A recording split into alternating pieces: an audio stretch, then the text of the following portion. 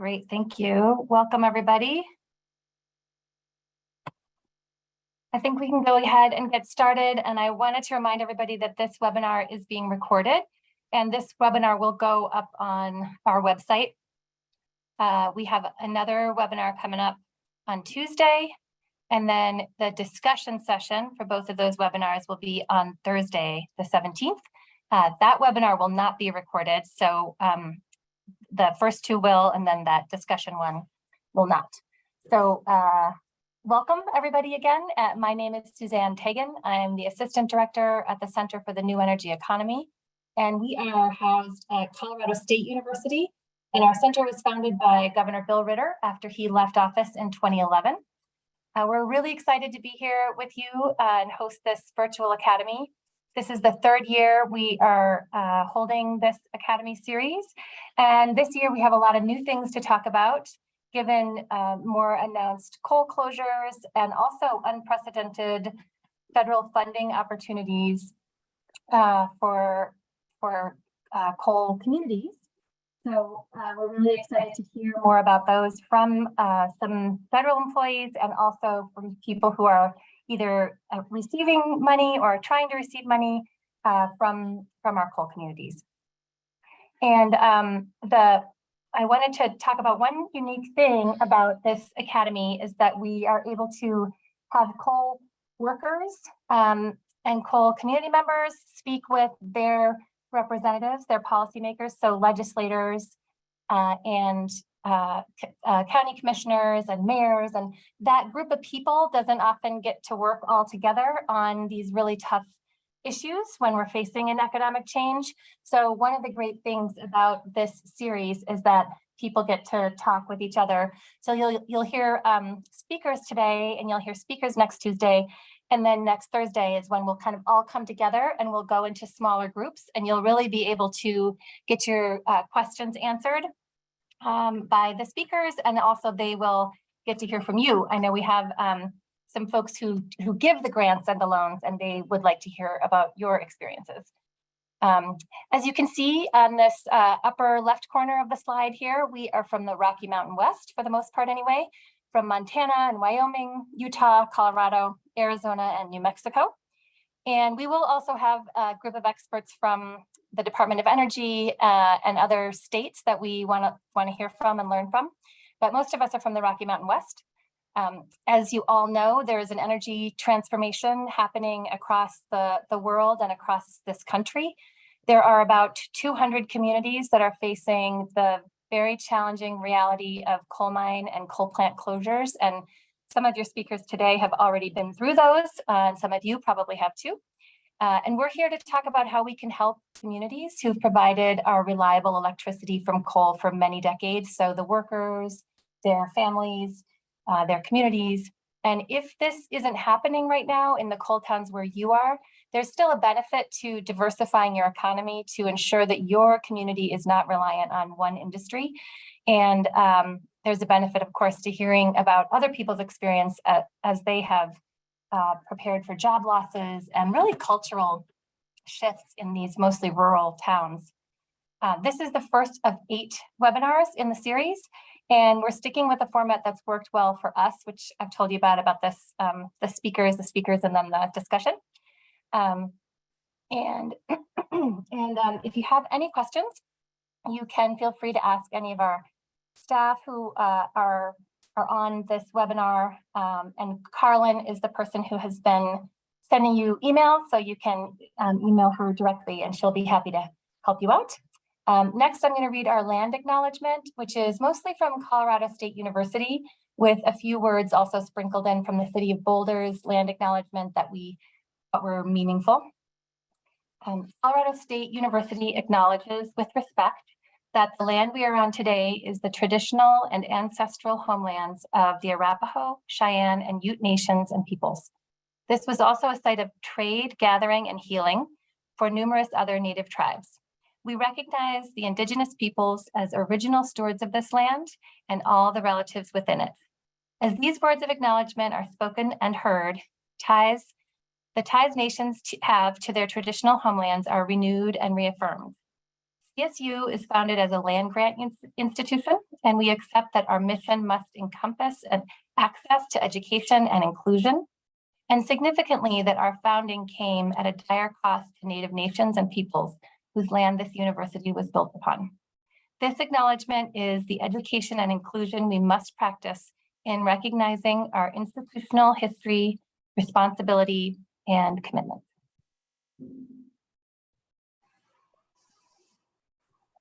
And we're grateful for the original and the current stewards of this land where we live and work, and that surely includes many of you.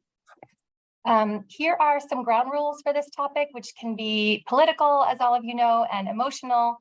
We're talking about change, and change is hard. We'll all stay on the high ground, of course, and focus on the people going through this transition and how we can help them. So you've probably seen some of these norms before, but because we're discussing difficult subjects, we'll be present and authentic. We'll listen respectfully, all of those things. You'll also see below some Zoom clips, which we may or may not need at this stage in 2022. But you'll also see some other Zoom tips in the chat box. And if you have questions, you can type them into the chat box. And so if we have time at the end today, we will take the questions. And if we don't have time, we will save them for November 17th. But go ahead and write them because we will save those questions. So with that, I'd like to jump into the conversation about the importance of bipartisanship in energy transition and energy transformation issues. And we're very lucky to have Colorado's 41st governor here with us, and I'm lucky to have him as a boss. And instead of reading his impressive bio, I will just add a few things. Governor Ritter was the district attorney of Denver from 1993 to 2005, and also operated a nutrition and food distribution center in Zambia with his wife, Jeannie. And Governor Ritter and I are very fortunate to be joined by two Utah state legislators from two different political parties today. Representative Joel Briscoe was appointed to the Utah House of Representatives in 2010. He's a retired high school teacher and spent 33 years in public education, most of them teaching US government and history. He serves on the following committees: Natural Resources, Agriculture and Environment, Revenue and Taxation, and Public Education Appropriations. 9 years ago, Representative Briscoe helped create the bipartisan Utah Legislative Clean Air Caucus.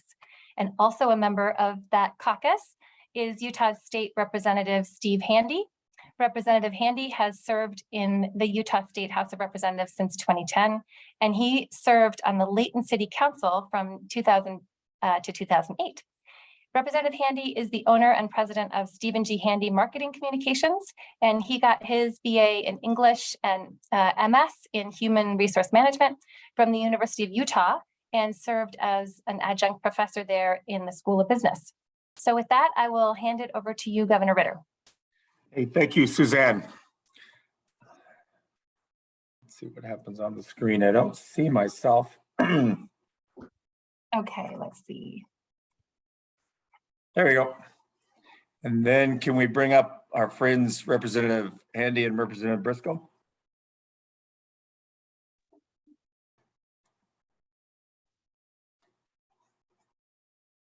We can see you. Okay, I just want to make sure I could see you. So Yes, good. perfect, Governor. Okay, there we go. A couple of things about this that's a little bit further context for some of the people who are on screen and may not be familiar with the work of our center. Several years ago, we decided to hold a legislator academy on energy policy. We're adamantly bipartisan, so we invite Republicans and Democrats to that, and both Representative Handy and Representative Briscoe have attended that, and we came to know them that way. So they are not only on the committee that Representative Briscoe founded, they're the legislative co-chairs for the Utah Clean Air Legislator Committee. That's correct, right?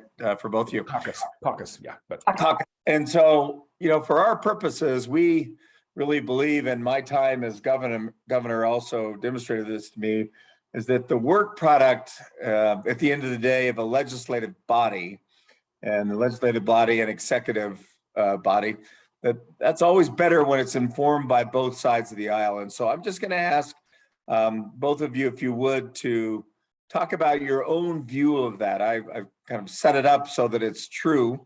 You may agree or disagree with that, but I suspect that you'll both have something to offer in terms of what brings you to the table to work across party lines and across the aisle on an issue that can be fairly controversial.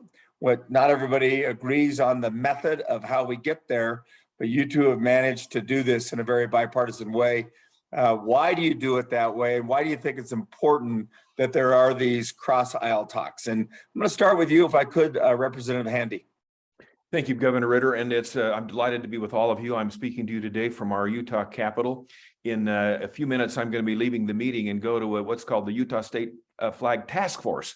We're in the process of trying to get a new flag in the state of Utah, and have all of our years of working on this. By the way, Governor Ritter admired greatly the Colorado flag. Anyway, it's simple and beautiful, and our flag is way too complicated, and it's that we can talk about this another time.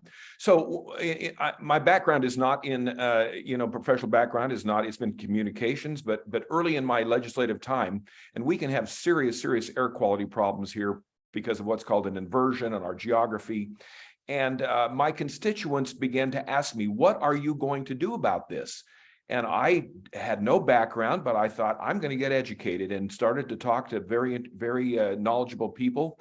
And it was about that time that a former legislator, friend of ours, of Representative Briscoe and myself, Representative Arendt, began the Bipartisan Clean Air Caucus. And so it's not an official caucus of the legislature, it's ad hoc. But we meet every on the night before our interim meetings that will start in May through November, and it has been absolutely amazing over the years. And so we have six representatives, 3 Democrats, 3 Republicans, and we have 2 senators, a Republican and a Democrat. And the bottom line here, Governor Ritter, and for all of you participants, and we talk about climate as well, and we talk about new energy transition. And the bottom line here is that for us, and Representative Briscoe will agree, and he's a great friend. I knew him when he was an educator and worked with my wife. And anyway, and we came in at the same time, basically. But this is not a partisan issue. We approach it in different ways, perhaps, as you indicated, Governor Ritter. But we have had great success in then going into our legislative session and promoting the clean air legislation. And people know this is bipartisan, and it has been an absolute wonderful experience. I want to say one thing, having attended the Legislative Academy with you it's been about 4 years ago that I went, maybe 5. And when you first met me, you said, "Oh my gosh, I'm just glad to have a Republican from Utah." But it was a great experience, and I met so many great people that have helped me.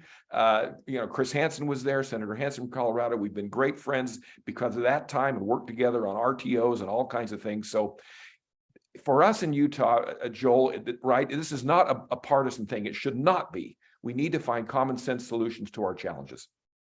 And so, Joel, maybe take a stab at that from your perspective. Well, it's good to see you, Governor, and the staff. Thanks. CNEE, miss you. Let me just reiterate that the legislature did not create us. We are legislators who created ourselves. Yeah. We decided that this is something we needed to talk about. Representative Arendt 10 years ago said, "Hey, we ought to form a clean air caucus." What about the 3 of us? Which 3 Republicans could we get to join us? We're not going to have success if it's just a party issue. So we started with 6 members of the House of Representatives. We've added a Democrat and Republican in the Senate. So there's 4 Democrats and 4 Republicans. And we're very careful to proceed in that matter. We don't take positions. We don't vote to say, well, we're all going to, anyone who wants to say they're a member of the caucus is a member of the caucus. We invite. We don't pass out cards, and you don't have to pass a litmus test. Right. So what's important, words matter. I mean, we all need to remember that words matter. So we're not the climate caucus, we're the clean air caucus, because that's easier for everyone to wrap their head around. We do talk about climate on occasion. Yeah. Everyone in their own state is going to find their own words. In Wyoming and Montana, it's going to be a little bit different than New Mexico or Arizona. Arizona is going to be a little different than Colorado. One of the things we've done a really good job of is education. We have a member, the Republican in the Senate, Senator Weiler, has 5 oil refineries in his district. They are all in his Senate district. He contacted representatives of the oil refineries, and a number of us, they gave us a tour. They gave us a safety presentation. They put us on a bus and they drove us through the oil refineries, and we learned a lot about oil refineries. So we have regular presentations from the Division of Air Quality who come and talk. And we've learned, I start talking to new legislators and I go, wow, we've spent a lot of time learning about these issues. I don't come to it from a technical perspective. My great gift, I have a chemistry major daughter, and my gift to chemistry was I never took a chemistry course. So I saved that teacher a lot of grief, but I admire the chemical engineers and the people and the air quality engineers, and the people who can tell me what I need to know.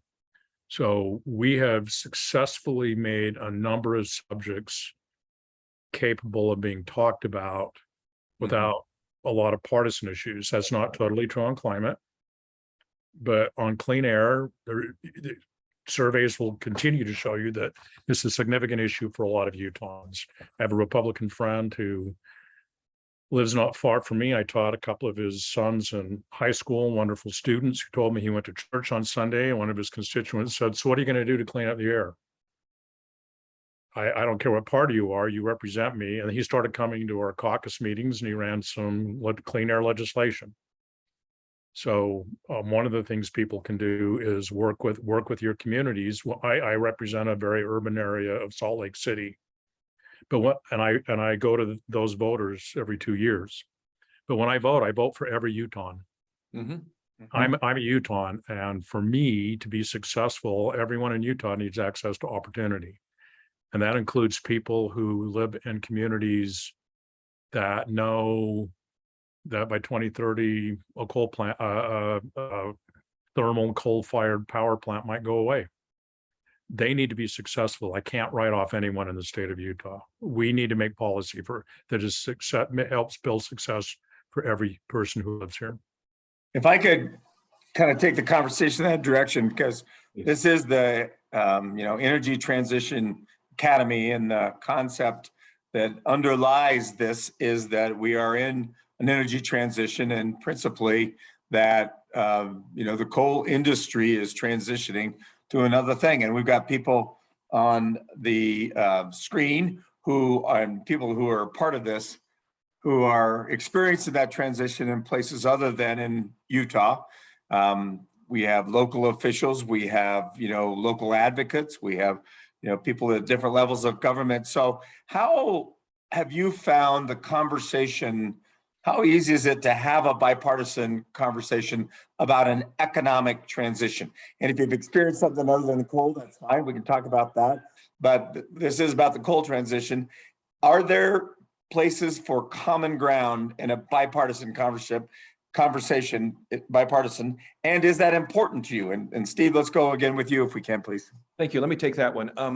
I recall during the COVID year of 2020 that you put on several webinars and seminars that we're all hunkered down at home, that I attended a couple of them, and talked about the coal transition. And I remember in Price, Utah, which is Carbon County for Utah.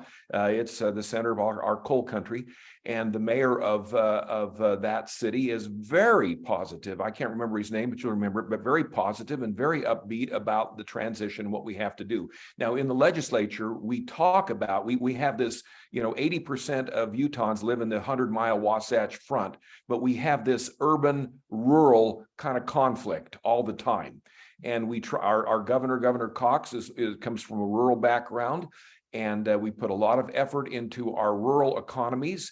And these rural legislators they understandably want to protect their economies. Right. They don't want to move. They don't want to move as fast as some of us would like to do. So we're always finding a balance and trying to find a balance in this. But everyone recognizes and understands. I'm thinking of last month, we had the two chairs of our Public Utility, Energy, and Technology Committee are both rural legislators, a senator and a representative, and they are coal guys. There's no doubt about it. They're coal guys, and but they both admit a transition is underway.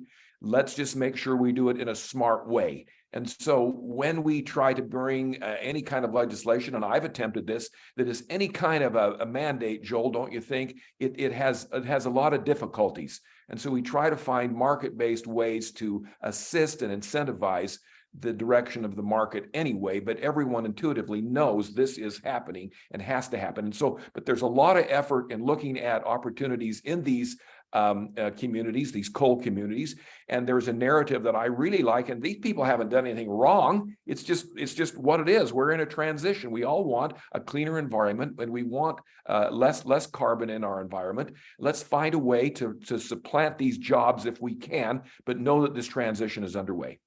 I think Representative Handy, implicit in what you said is that if you're going to have a bipartisan conversation, or even, a same party conversation, but across what is now known as the urban-rural divide, there's going to be some give and take. It's just part and parcel of that. And if you're not willing to do the give and take, you're probably not going to have the kind of conversation we're talking about today. Would you react to that, Representative Briscoe? Do you think that's probably true?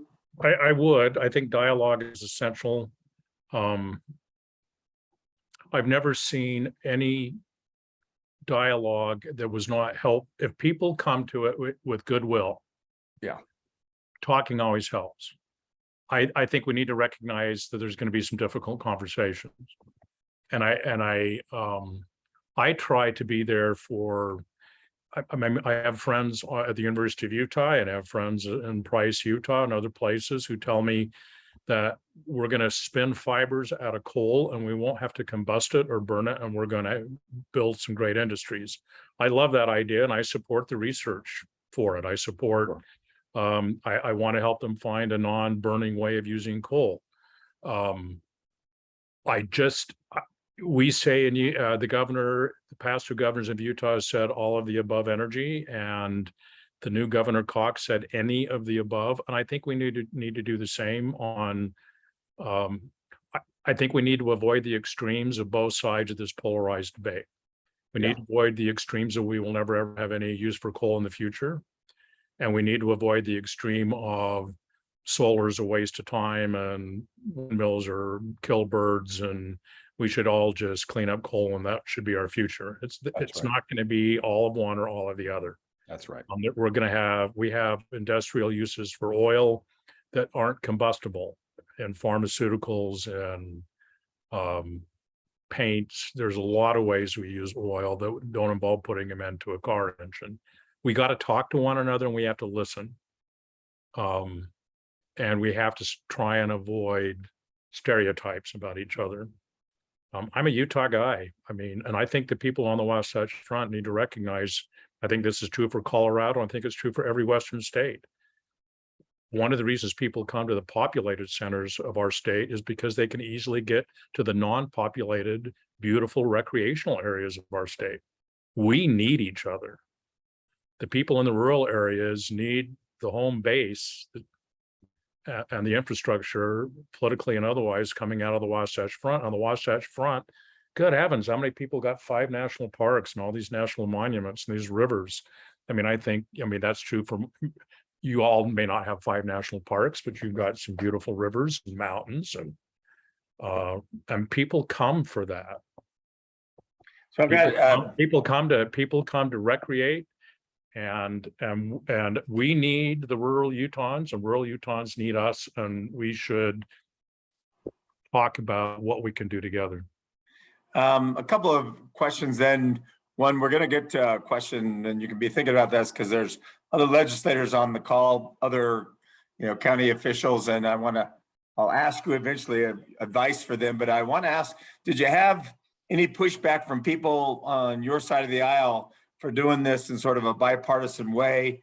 at a time where things can be pretty divided, and especially coming off of election day. I think there are people who can't imagine that there are people working across the aisle on something as difficult as this. Not really. I mean, as Representative Handy pointed out, 80% of us live somewhere between, Logan, Brigham City and the south part of Utah County. And almost all of that's a non-attainment EPA air zone. Yeah. We've been fighting PM 2.5 and we're making some progress there. And now we're going to take an attack ozone. Ozone's a problem too. But doesn't mean everyone's always supportive of all the legislation we run, but there's been broad support and often very open support from the governor's office. In Utah, it's a super Republican majority in the legislature, and all statewide elected officials are Republicans. But again, I say that, I mean, everyone understands that this transition has to happen and is occurring. And can we find smart market-based ways to, what is the proper role of government, I think? What is the proper role of government? But we love working together. I love working with my colleagues across the aisle. They have great ideas, and you get into polarization and you can't get anything done. And we want to get things done around here in the best smart way that we can. So I'm going to ask you now to focus on that question I talked about earlier before. Yeah. If you were advising, and it doesn't have to be just legislators, because other public officials, whether we're talking about mayors, town councils, city councils, but county commissioners, if you're advising them about how to start this conversation so that they were talking across the aisle and having a bipartisan conversation, what's that first piece of advice you'd give them about what they should do? Well, I think get educated and find something that's common ground. For us, it's been, as Representative Briscoe has so well said, it's air quality. So I don't know what it is in other states, but something of common ground. Avoid polarization, like purely talking about climate, but can't we all talk about the transition to the new energy economy? Governor Ritter, that you might remember that I've been doing a little consulting with the Colorado-based group, the Western Way. And we did these economic impact studies in I know they've been done in Colorado, we've done in Utah and other states too, about what is the economic impact of renewable energy, and particularly in rural counties. And that has been extremely helpful to look at, wow, look at this, look at these jobs. Yeah, they're not maybe coal plant jobs, but these are nice jobs, and they're very, very clean. And you get the county commissioners who want that kind of economic development in their counties, and it's a winner. So find something that's not polarizing. Find something that you can begin the discussions and begin to gain trust with one another. Joel, you want to add to that? It's the essential question, Governor, and I think that people who are looking at making changes are going to be hard on the community. Do some strategizing and soul searching and talking among yourselves, and come up with a couple of policy ideas, and then find someone on the other side. And here's the line. Yeah, I got a couple ideas I'd like to talk to you about. Can we find some time to talk? Mm-hmm. Legislators don't have superpowers. They don't want to hear that. Okay. We're just people like everyone else. We do have some power, and not everyone's a good listener. Just like everyone in every profession, but some people will listen to you. Find someone you listen to people in committee meetings. You see what they say in the newspaper. You see what they put on their web pages and their social media. Find someone across the aisle that you think, for whatever reason, might listen to you, and say, "Hey, I'd like to talk. Can we find a time that we can sit down and visit and start a dialogue?" And recognize that when you create relationships, and all of this is about relationships, getting things done is about relationships. Building trust. Exactly. And recognize that everything is, 1,000 flowers are not going to bloom the first time you talk. Right. But be committed to doing something over time, be committed to process. And my motto is, separate the issues and love people. That's great. Ask them about their family, get to know them as individuals, and just say, this is critical to me, my constituents. This is critical to my area. These are our ideas. We'd like to know what you think about them. And if you don't like them, let's talk. And if you got ideas, but I want us all to be committed on helping this thing happen in a way that's good for us. Because if it's good for those communities, it's going to be good for the state. When we talk about an energy transition, at the heart of it, we're also talking about an economic transition. And, you know, we've identified communities that depend very heavily on revenue from the coal industry. Do you find it sort of, how do you kind of get into that conversation about the economic transition that's coming and the importance of paying attention to it when somebody has really spent their life inside of an industry, either as an employee or as a government official in a county where the revenues all come from that? Maybe Well, Joel, I think maybe, let me take this one, Joel. It's kind of what I said earlier, you know, and someone some years ago reminded us, these people in Utah coal country haven't done anything wrong. This is generational mining and working in power plants. Okay, but there should be no finger pointing, no accusatory language directed, but it's just a matter of relationship building and education. And you know, this transition is happening, and it will happen very fast, and you know, faster than the Industrial Revolution did, because people want a cleaner environment, and we want to be able to do it while keeping our energy rates low and attractive in the state of Utah. So I think it's relationships, but don't accuse people of doing anything wrong. They're doing wrong. Do you know, go ahead. Governor, I was speaking to, I'm on the Commission for Housing Affordability. I was speaking to a executive director of one of Utah's Association of Governments who lives in Richfield, Utah. And he told me he lost 4 employees over the year. Well, they're now working for the state of Utah, but they didn't move to the Wasatch Front. They live in Richfield and they're working online. Yeah. I have a friend in the legislature who told me that he has a bunch of coders, and one of them said, I'm moving to Vernal, Utah. And he got, great, moved to Vernal, Utah. His issue is he wants to see his coders once or twice a year, and he doesn't know how to bring them back to the office. I mean, one thing we can all talk, you cannot succeed without broadband. You cannot succeed. That's one thing we can all talk about. Yeah. How do we make sure that people can live where they want to live and work? Because more and more of our work, as we've seen the last 3 years, doesn't have to be dependent upon physical location. It's not true for every job. So that's something we can talk about, right? Yeah, and I think, you know, there are people on participating in this particular webinar from reservations. The Mountain Ute Reservation in Colorado just got a several $1 million grant from the federal government because of the lack of broadband and how that impacts economic development in such a negative way when you lack broadband. So I think you're exactly right about that, Joel. And that's an interesting place, again, where there should be some common ground there, right? If we want economic development, everybody should support what we call ubiquitous broadband as part of that.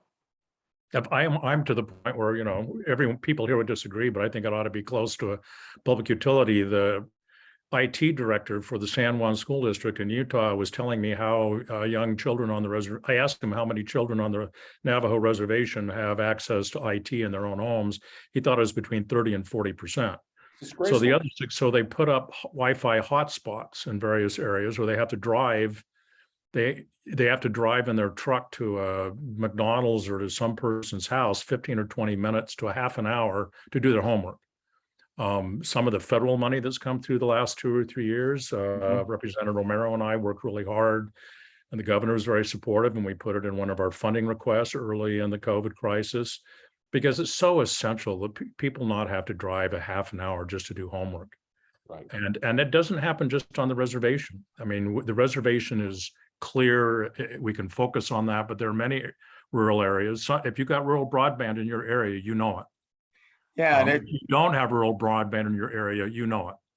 And it is part, you guys both know the Conservative Energy Network. Western Way is part of the Conservative Energy Network, but broadly what they'll say is they don't talk much about climate with certain audiences. They talk about the business case for the transition.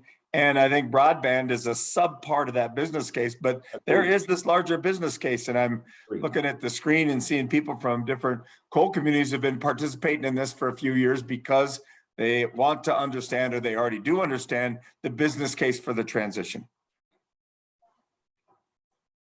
There are other there are other communities that, Park City 50 years ago was a tired mining town, and today, it's on the map, but they made some decisions to enhance they're a resort community in the mountains. Everyone's not a resort community in the mountains. Helper, Utah, just a few miles north of Price, is reinventing itself as an arts center, and they're having some success there. I've driven through some towns in Colorado that have been really fun towns to drive through. I know some of the towns that have been told that Xcel Energy has said this is the end, and you get to go with the coal plant up to this point. And I know the Colorado legislature has come forward with an office to help them make that transition. They've been very intentional about it. Pacificor has announced Rocky Mountain Power, when the time is going to be coming in a few years for 4 places in Wyoming. That's very scary.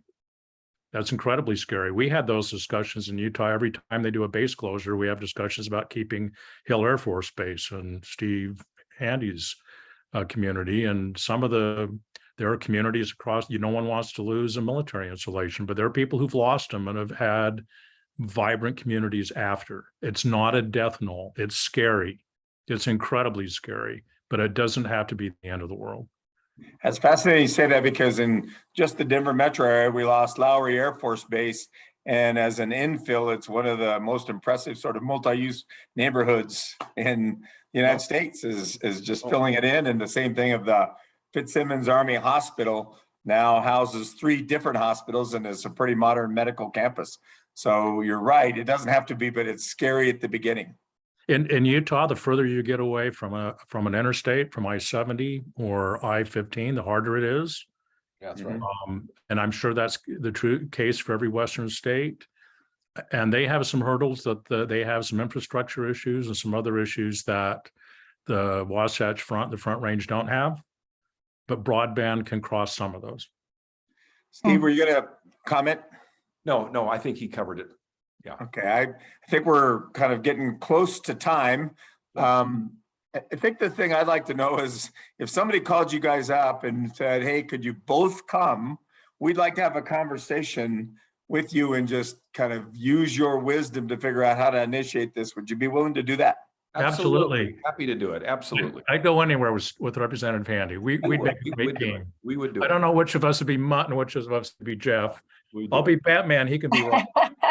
I just really appreciate the fact that you guys have figured out a way to work together, and it's not always the case, and it's not always easy even when it is the case. So thank you very much, both of you. And with that, Suzanne, we'll turn it back to you. Thank you. Thanks. Yeah, thank you so much. I know this is a very busy time for you, and we all, it's so important to remember that we have our roles to play, and we'll be more likely to help these communities faster if we work together at multiple levels of government and outside of government as well. And we're so grateful to leaders like both of you, all 3 of you really, who bridge the political divide and also the urban-rural divide. I think that's harder in some places, but hopefully people will take you up on some of these things, because I think it's hard to take that first step and get started when you feel like the other side isn't willing to listen, but you really have persevered in that. So thank you so much. Hey, Suzanne. Yeah. There is a question that we maybe just want to give one of them a minute to answer. There's this question about communities reinventing themselves, and I didn't see it in the chat when the discussion was going on. It says it seems to be a part of the history across the country over time is reinvention of story. Is the reinvention story a good one to lead with, or is it one that is helpful when we look back to communities that have reinvented themselves? Governor, I want to hear Representative Handy's comments. One of the things that I have found helpful in my personal life with my kids and wife and in legislation is not to tell people things, but to say, well, I have an idea, or here's an opportunity. Well, you know what? You don't have to do it the way Helper did it, but here's what one town did. Instead of saying you should do it this way, say, there are some alternatives that are worth looking at. I like presenting people alternatives. And then you aren't telling them what to do, but you're giving them options and choices. There are other communities that have suffered that greatly from losing jobs in a particular industry that have found success And 2 or 3 that make sense, that, you know, that seem to me that to be doing great are these. Would you like to look at those as possibilities? Then you're not telling them, but you're giving them options. Well, thanks. We may have lost Representative Handy, who's going to go to that I know meeting. I know he had something else to Yeah, go I to. mentioned, but thank you for that. Thanks for that. I call that reframing to the positive, and you just did about 4 different examples of that, and it's really good. So thank you, Suzanne. Sorry to interrupt, and I won't do that Oh, no. again. That was great. And thanks for the question, Matt, also. So that's great. We are going to turn now to our Cole community member panel. And it's people like the ones you are about to hear from that make a huge difference for their coworkers, their families, their communities, and even their regions, I would say. We have a coal truck driver turned university provost. We have a coal plant worker and a union steward and a coal community public health expert. And so I will read a little bit more about each of them before they speak, but I'm really excited to have these folks here from coal communities. So first, Mr. Shannon Fitzgerald. He is the assistant business manager at the International Brotherhood of Electrical Workers 611 in New Mexico. He worked at San Juan Generating Station, which is a coal-fired power plant in New Mexico, for 37 years. I think it actually might be 38 years, you said, right when we were getting on. But prior to being laid off due to its closing. And he's been the assistant business manager of IBEW 611 for 14 years, kind of off and on, and a union steward at the plant also. Mr. Fitzgerald is on the New Mexico Energy Transition Act Committee for Labor. And he also served in the Army prior to working at San Juan Generating Station. So thank you for your service to our country. We'd love to hear you talk about your experience as San Juan closed, how that went, and then also how the Energy Transition Act, which is legislation in New Mexico, state legislation, to really help people during the transition, how that is making a difference for coal workers today, or not making a difference. You know, we'd like to hear the truth about that. So let me figure out how to turn on my mic first. I'm sorry, I'm not much of a public speaker. Appreciate the representatives and the governor. All, you know, I'm not used to speaking to polite people. I'm used to being in a coal-fired power plant. They announced with the passage of the Energy Transition Act in New Mexico that we had a in essence drop dead date of 2022, June of 22, that we would be shutting down San Juan Generating Station. We had already closed 2 of the units of the 4 that we have, and across the river at APS they had already closed 3 of those units. So it's a huge economic impact to San Juan County and the surrounding areas. You talked about the generational deal. My dad worked in Kayenta at Peabody Mines and also for APS up here. So my family's been in the coal-fired, power plant business for quite some time on one end or the other. It was good that we've got, we had some warning. We involved ourselves through the PRC to help write the Energy Transition Act. And we attempted to put provisions in there to protect our workers. Where you guys talk about the communities or the cities or the towns or the states, I'm looking at my brothers and sisters getting laid off and trying to ensure that the ones that can transition to retirement do so, but the ones that are still working, we are trying to find them jobs, and we would like them to be comparable jobs. Those benefits that those jobs pay are important to our hospitals, our clinics, those kids, the schools, everyone else. I get that, but it's also important to those families. Again, I was laid off as well. I'm 60 years old. I'm not too far. That's long in the tooth for a power plant worker, I'll tell you, but I'm not too far from retirement. So I was fairly fortunate. We had bargained severance packages through our contracts so that our people had, in essence, 4 months, a week for every year, and 6 months of medical benefits to try and transition them from that. The Energy Transition Act also put money aside for the San Juan County economic impact, for the tribal economic impacts, and for the impacts to the displaced workers. Now, those were coming from bonds that were issued by the coal-fired, or the company from P&M. Those monies are there. We are still, even after the layoffs, trying to determine how those will be spent. The worker provision will go through the Department of Workforce Solutions. We've done some good things working with the company. Prior to the layoff, they doubled their assistance for educational assistance. They doubled the amount you could take. We worked on different alternative schedules pretty much on an individual basis, so people would be able to take a CDL class or get an instrument control out of our School of Energy, those type things. One of the things I wished we would have done was put in some provisions, at least for a period of time, to say, okay, if you're going to bring in a replacement resource, that you pay prevailing wage over time, and then phase that out so that these guys don't have the incredible economic shock of losing a $100,000 a year job. And when you turn around to find a job in San Juan County, you're looking at $30,000, $35,000. That's a heck of a blow if you've built your life around, $100,000 a year job. Again, I'm not much of a public speaker. We were able to support the company and our governor to get the Energy Transition Act passed.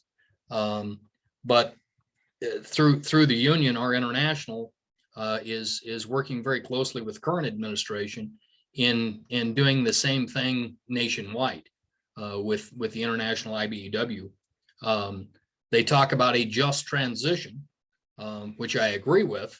The only thing I can say is it's not a just transition unless we transition each and every one of those workers either to retirement, to another career, or to another job. We're not, as you can tell, I can barely run this computer. I'm not going to get on and work from home anytime soon. But we got to look out for those working folks that are out there. They're the ones that made it economically possible for all those big cities, big towns, and everything else to exist and attract jobs. We need to make sure they're taken care of as we transition out. And that's pretty much my take on it.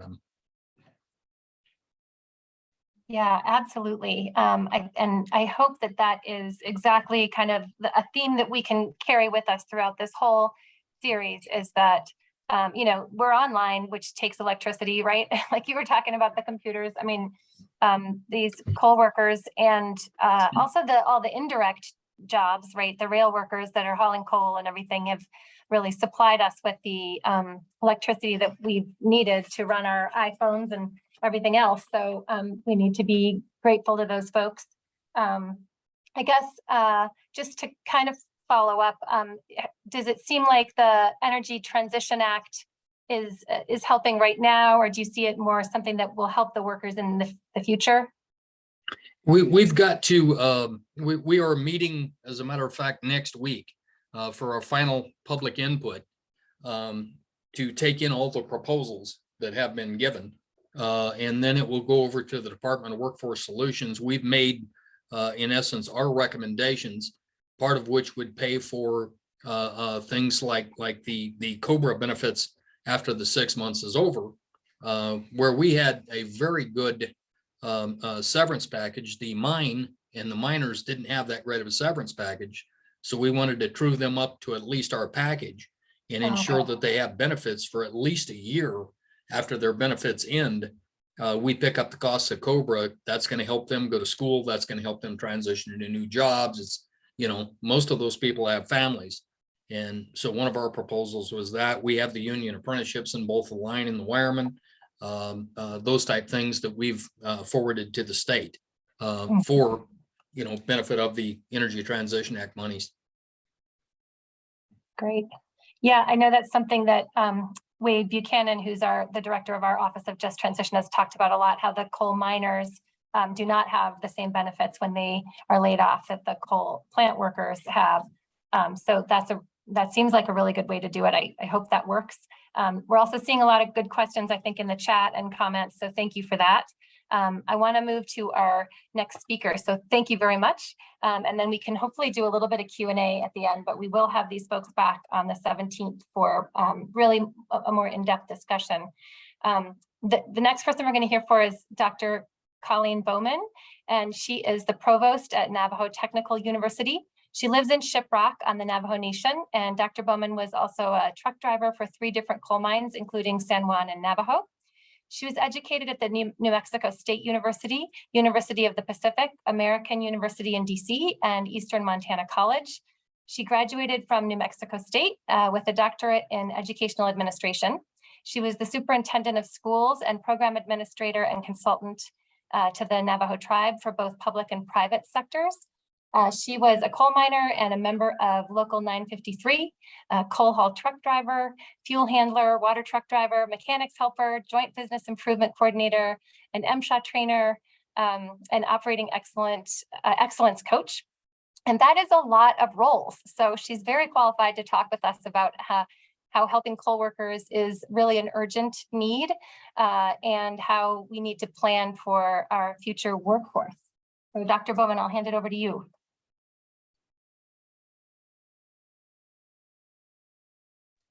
Oh, you're on mute. We can't hear you. Thank you for that introduction and sharing my journey. I have a very eclectic background. And if there are any Navajos who are on this call, Colleen Bowman,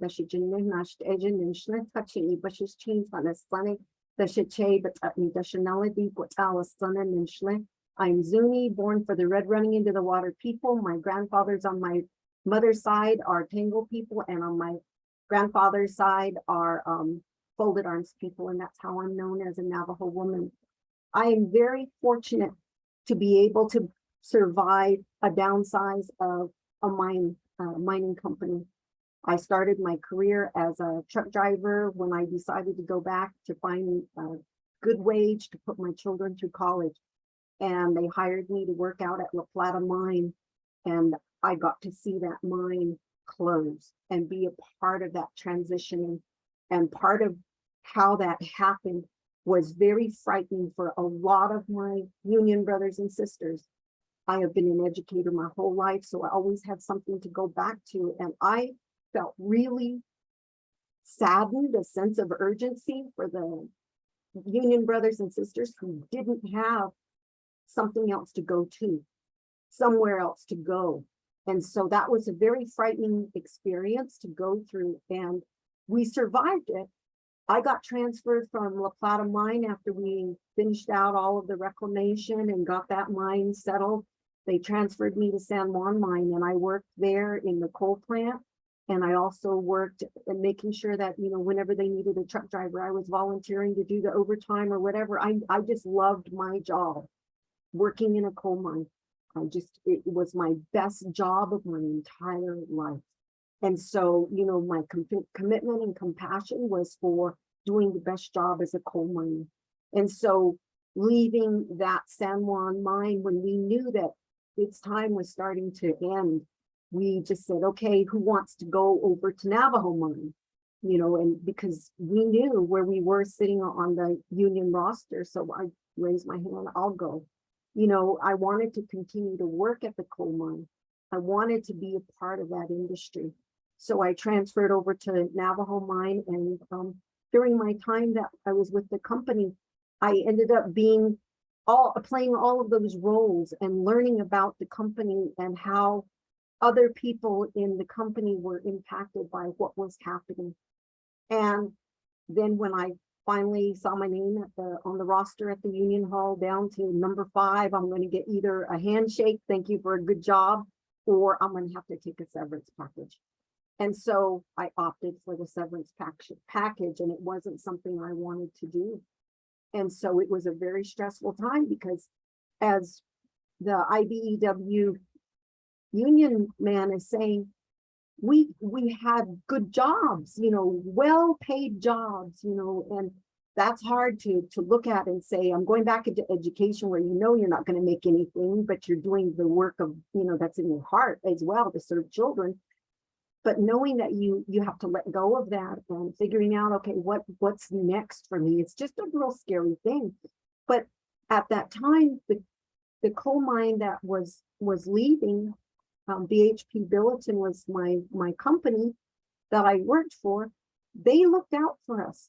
They brought us in and talked to us about this transition that we were going to go through. They sat down and they counseled us, not just about our jobs, our retirement, our savings, and those kinds of things, but us as human beings, what we were experiencing and what we were going to have to go to, you know, the unknown, and being able to talk about the human element. So, you know, they really took care of us. And I was fortunate to be able to have a good severance package that carried me through to the next. And it was good for a little while. And then when it stopped, you just wonder, okay, what next? And I had a lot of my union brothers and sisters asking that same question, calling me up, what do we do now? But where do we go now? You know, and so it was a lot of planning that needed to happen with us at the table to say, this is what our concerns are. This is how we need some answers.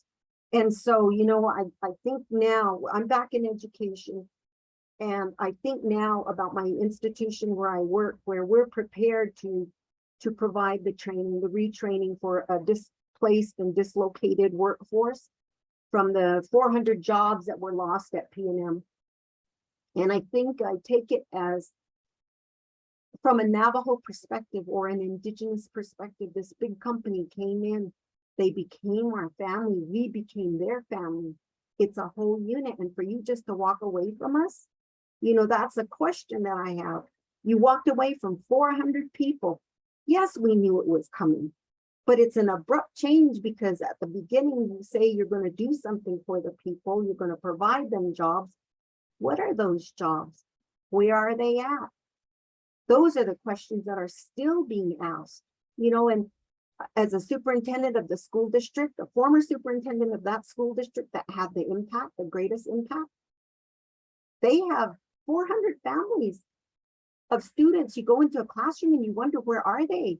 Where are all these children? And then it has that spin-off effect that affects an entire community. I liked what Joel Briscoe said. I liked what he was talking about, that there's a human factor in all of this. And that, you know, this is the first time I've heard anybody on any of these discussions talking about the human factor. And I really appreciated your comments. And that, you know, that there has to be some kind of infrastructure put in place, because the conversation before talked about the urban and rural divide. Well, as a Navajo person, we have a tribal and an urban divide. It's very different. It's very different, because you go onto a reservation and you're dealing with the feds, you're dealing with the states. Navajo, you're dealing with 3 different states. You're dealing with independent chapters, which are like little city governments. In Shiprock Agency alone, 20 of them. You're dealing with those, you're dealing with the city, you're dealing with the county, you're dealing with all of these entities that influence what happens on your reservation. And so those kinds of questions really needed to be at the forefront. We needed to be at the table. But I really truly believe that as a Navajo person, we have an excellent model for adapting to this change. And it's looking at Netsaha case. We have to think clearly about what's happening to us, as all of us in that impacted area and all these communities can benefit from that model. You have to think about it. Not you have to use that thinking and put it into a plan that really can be documented somewhere. Everybody agreed to it. Enough. You need to live out that plan, implement it, and see what happens. And as you're doing that, Sihasin, you need to reflect. Are we able to tweak this to make it better and become better and more responsive to the people that are have the greatest impact? And so the model exists, and that's what I keep advocating for. You know, I work at a university where that's where it's embedded in us. We know that these are the key words. It's multi-layered. So we have a way to address these. We just needed to be able to have a place to voice what we know. And so looking at this, I think the common ground that we can look at when they talked about broadband, that's absolutely true. On Navajo, we don't. And it's not 15 miles to go somewhere. For our our college students, it's 40 miles one way to get to internet. They come to these hotspots. And this was just, if the one thing I can say about the pandemic, it opened and revealed all the things that are missing to allow Indigenous communities to truly problem solve and be involved and have equal ground. But that broadband accessibility, it's important, it's key, not only to learning, but to retraining the workforce. What kind of jobs are there? On my university, we offer certificate programs, associate programs, bachelor's, master's, and soon to be the first PhD program. Oh, wow. So I would have liked to have had a conversation with those 400 people that were impacted. How can we help you? What is it that you need? And what kind of training do we need to bring so that you don't have to leave an exodus of the reservation just in search of a job that can help you keep your home, keep your car going, put food on the table, all of those just basic necessities. And it's very different as a person living on the reservation to have a good job like that, because it's just not your typical four children, 2 cats and a dog. It is multi-generational homes, and that income you're bringing home supports 4 or 5 families who don't have economic opportunity on the reservation. They're looking at you saying, you're lucky you have a job. Help me. And that's your responsibility. My job right now, I support 4 families. So it's not just me and the union people who were laid off. It's not just them. They have a big contribution that they made to buildings of communities off reservation and on reservation. Those coal miners, they worked hard. Those people that worked in the power plants, they worked hard to build communities. And we owe it to them to ask them those questions. What is it that we can do to help you? You have ideas. You may be the expert welder. Have you thought about a career in teaching? Let us help you teach somebody else to be a welder. You still don't lose that, that trade that maybe your grandpa had and your dad had, and now you have ability to learn how to teach that to somebody else, be a teacher. There's all kinds of ways that we could be asking those questions, and it's not too late. It is not too late to go down that path to say, how do we problem solve? We're smart people. This Western region of the United States, we're smart people. We can figure it out, but we need to have the understanding and the compassion to listen, truly listen, to hear the experiences of the people on both sides. Those that live on the reservation, those that live off the reservation. Because I'm a member of a tribe that is fossil fuel, oil, and gas dependent. Yeah. What's going to happen to our government?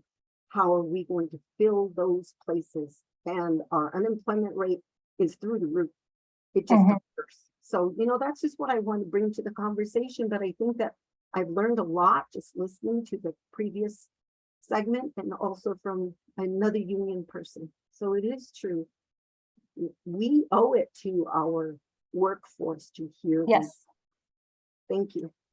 Yeah, thank you. Thank you so much. And thanks also for bringing this really to, the personal, because these are very individual things. And we as people do support our families and other families, like you said, and the communities, and the revenue that is lost when a coal plant or coal mine goes away affects all of us as well. So this is actually a really good segue into Paula's talk.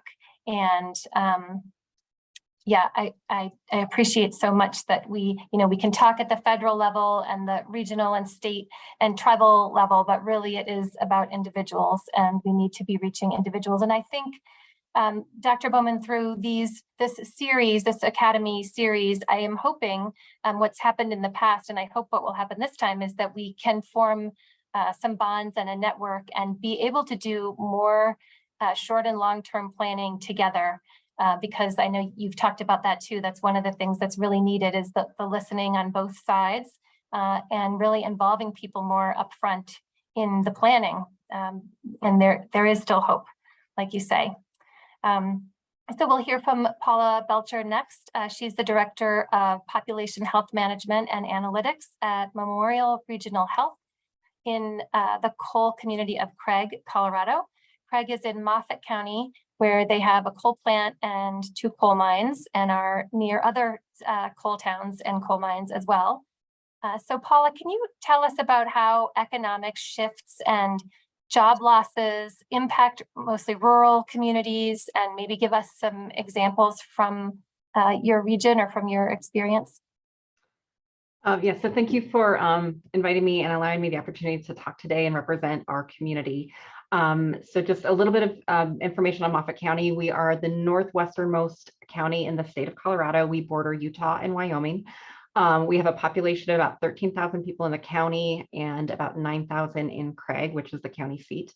And so in listening to the conversation today and thinking about the economic impact and from a healthcare standpoint, when we think about these closures, from a healthcare standpoint, we're looking at the economic instability, but that has the ripple effect of housing, people not able to pay their mortgage, their rent, food insecurity, the access to healthcare, the ability, whether or not they can or can't pay for their healthcare.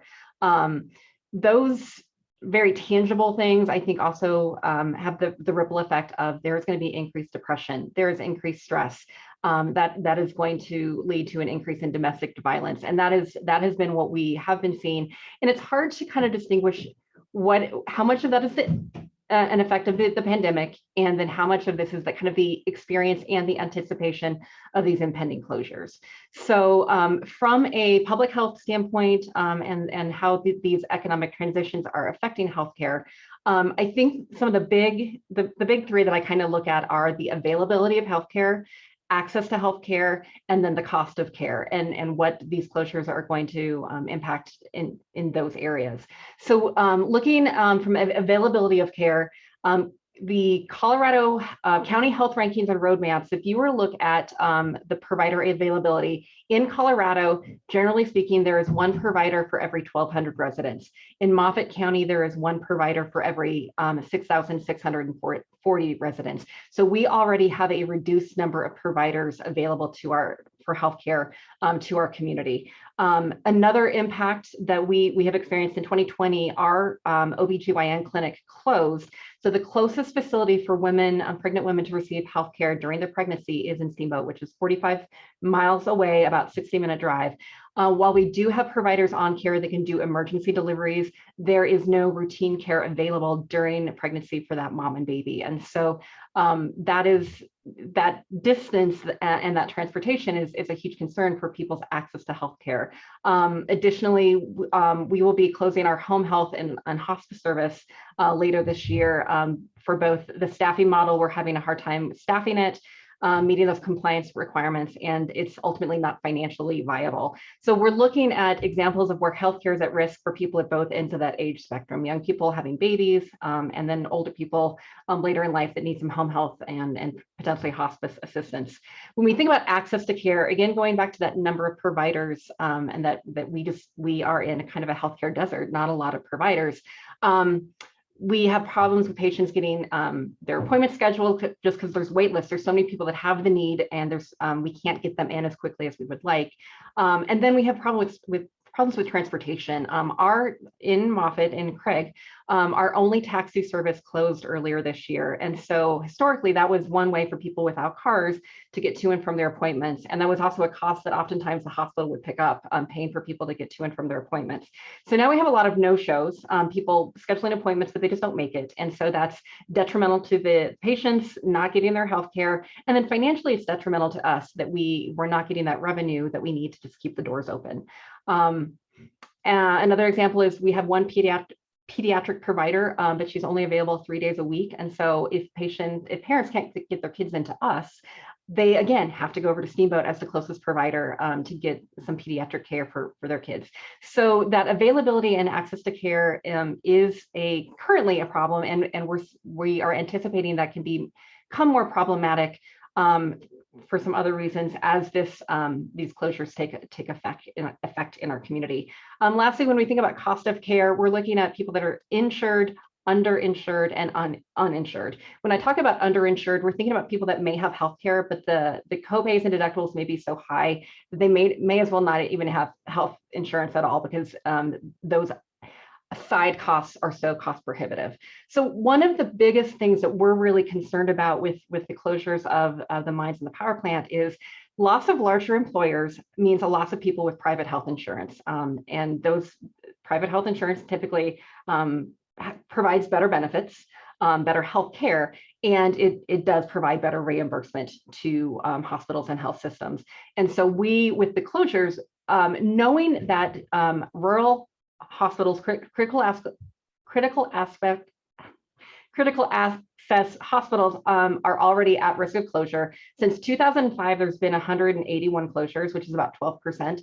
And then on my newsfeed today, there's about 631 rural hospitals that are currently at risk of closing. And that's about 30% of our open rural or critical access hospitals. So considering the economic impact that this can have on us as a hospital, and we don't like talking about the cost when it comes to healthcare, because we want it to be about the person. We want it to be about the care. But if we can't pay our bills, if we don't get reimbursement, we can't keep those doors open. So the closures of these larger employers is a huge concern to us, because we don't know if the patients will be able to come in for care. As one thing, for preventative care, conditions will go undiagnosed and untreated. And then ultimately, when they come in, conditions may have progressed to a point where the cost to treat is going to be more expensive. And then our chance to potentially recoup some of our costs for providing care is going to be reduced. If we have patients that don't have insurance at all, we're looking at self-pay. We can provide a sliding scale, we can do payment plans, but ultimately we will maybe lucky if we can break even. And again, I don't want it to be about the money, but again, to provide services, we need reimbursement to keep those doors open. One thing that I heard specifically kind of to coincide with what Dr. Bowman was talking about was some of those other aspects, that it's not just about healthcare, but what we call the social determinants of health. And so some of those factors are the economic stability, people having stable employment, which enables them to have stable housing and food security, education access and the quality of that education, healthcare access and the quality of that healthcare, the neighborhood and built environment, and then a social and community context. As an example, when we think about food insecurity, we have a grant to help enroll people in the Supplemental Nutrition Assistant Program, the SNAP program.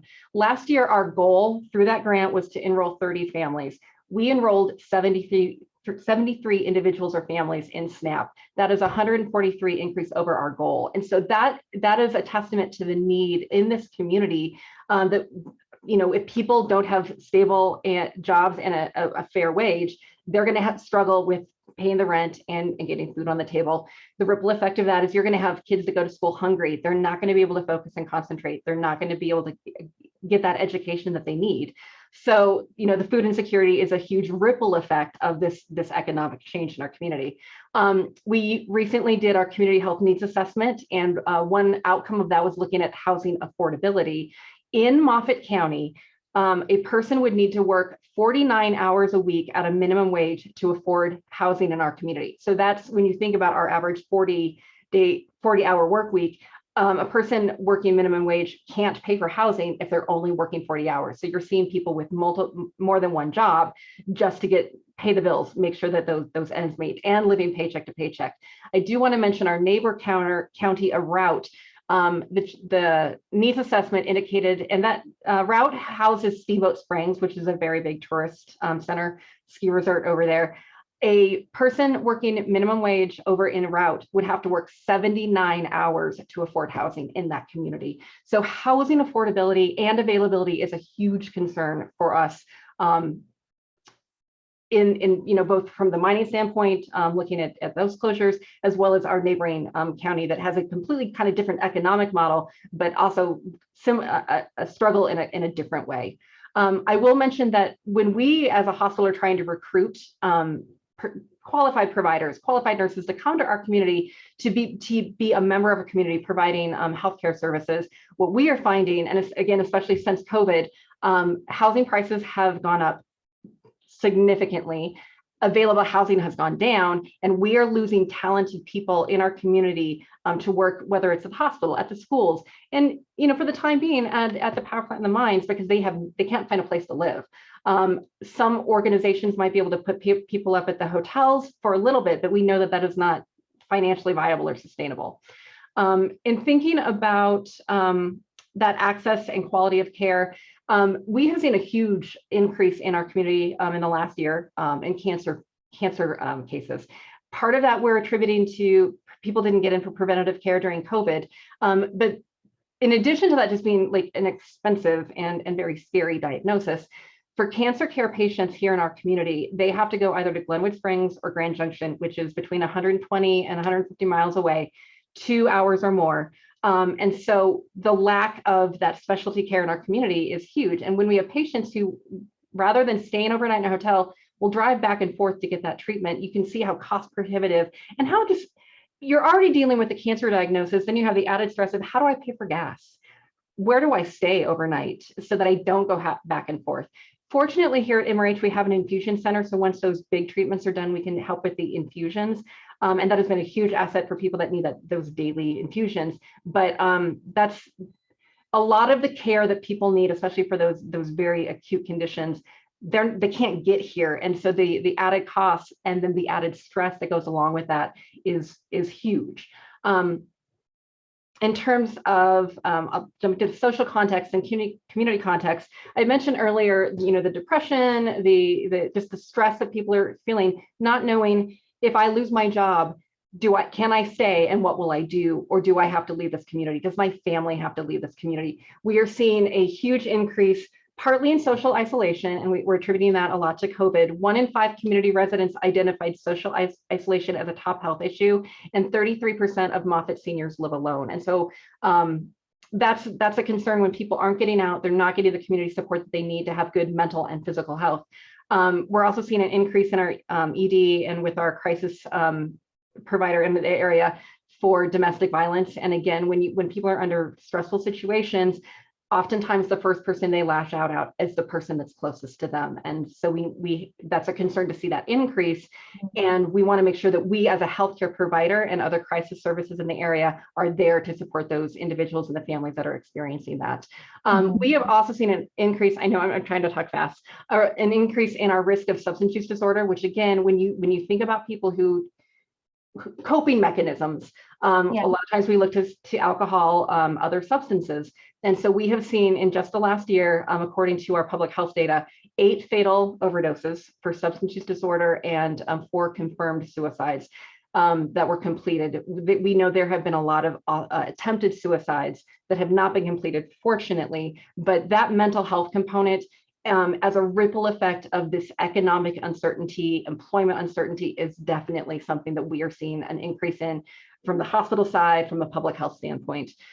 In terms of how public health and community institutions can be better supported to address these issues, rural housing. We had a proposition on our election just 2 days ago, Proposition 123 for housing projects. I would implore legislators and community members to reach out to their legislators and say, you need to carve out money specifically for rural areas to support housing projects. We absolutely need more places for people to live, to bring that talent to our communities, to revitalize it, instead of being afraid of, yes, one employer may be closing, but there is other opportunity, and we need talented people here to help revitalize and grow this community. Transportation, that is when we, again, going back to patients who cannot get here to get to their appointments. I know transportation infrastructure is expensive, but I also believe strongly it will stimulate the economy. It creates jobs and it gets people to their jobs. We have a desperate need for that transportation resource in local residents within the community and then across counties. I will also mention, going back to that social context, our SUD and our mental health issues that we're seeing on the rise. As Anecdotally, we had a patient recently who was ready for treatment, had an SUD, was wanting to go into inpatient treatment, desperately needed inpatient treatment, and was turned away because the drug to which she was addicted was not on their list. So her insurance would not pay for her treatment. We subsequently safety planned her, and we're working to get her outpatient treatment in our community, but that is not what she needs. She needs something more intensive. And so contact your state representatives, contact your legislators, and have them provide better reimbursement for mental health and SUD treatment services and make easier access for patients. It is inexcusable for a patient who is asking for treatment to be turned away. And then lastly, people need purpose.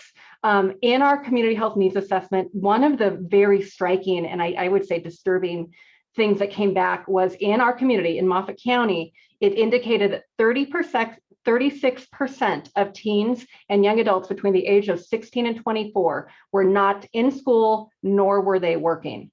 Oh my goodness. And yeah, in the state of Colorado, it was 6%, and in our health service region, it was 13%. But in our county, 36% of our young adults and teens were neither in school or working. That is very concerning. People with a purpose are healthier and they contribute economically. They are productive. And when we think again about the closures and what we're looking at, older adults, maybe they're entering in retirement, maybe they'll do an early retirement, but when you have those generations that a kid thought this was their future, this is what they were going to do, carry on a tradition or have a well-paying job, and now they don't know what to do. We have a community college here, but if the programs don't meet the need, or the kids don't know what the options are, we need people at all ages to feel like they have purpose, that they have value, and they have meaning, and get them back into community, into the workforce. So we need to take a deeper dive and understand what's happening with these young kids, that they're so disenfranchised, but holistically looking at generations of families that their life is being turned upside down. We need to help and support them with education and purpose, making them feel part of a community, and having them feel hopeful that I don't have to leave. I have opportunities here. They may not be the opportunities I thought, but I still have opportunities in this community. Great. Thank you. That's my Yeah. Thank you so much. Yes, we can tell that you're very passionate about this, as all three speakers have been. So, and really all of you have been. So that is really, really helpful. Thank you. And it does seem like, that was a lot of sad information. Also, it seems like you and Dr. Bowman were saying some of the same things, where you have, these multi-generational issues, but then you're also saying there's hope for the future. It sounds like there's a big workforce need, right? There's a big workforce hole being left by these energy jobs, but there's also a big workforce need. So can we get funding for training for community colleges and Navajo Technical University and other places like that around the West, where we can bring in people who will work in healthcare, and maybe you can not have those healthcare clinics all have to close, and bring experts in. So you'll see there's some things being put in the chat right now, and we will save the questions that we have in the chat for the December 7th webinar. So I'm hoping that you will all tune in for that on the 17th. Our next webinar is on Tuesday at 10 a.m. and it is about the federal funding that's available, the really truly unprecedented federal investments that we're seeing in support of coal communities. So hopefully some of the funding can address these exact issues that you're talking about. And even if you've tried before to get this funding, we will have people who work at these federal agencies on the webinars. They will be speakers, and then we'll have other people who've gotten grants from the federal funding on the webinars. And so we are, this is one of the places that where we're here to help. And I'm hoping that we can really connect folks that way. So that webinar is Tuesday, next Tuesday, the 15th. And then we've got that discussion on the 17th. So hopefully everybody can tune in. We also have a resources page, which will grow throughout the Academy as we put your the links that you send us, and we also have more information to share with you. So that's on our website, and that's in the chat as well. And so if you have suggestions, feel free to email them. And if you haven't had a chance to watch our very short documentaries about Craig, Colorado, that feature some of Paula's fellow community members, they are between 4 and 8 minutes long. They're pretty short, and they're also on our website. So with that, a big thank you to all of our speakers today. And we are celebrating Veterans Day tomorrow. So thank you for your service if you are a veteran or working in the military. And thanks to everybody for joining us also. We will see you next Tuesday. Thank you.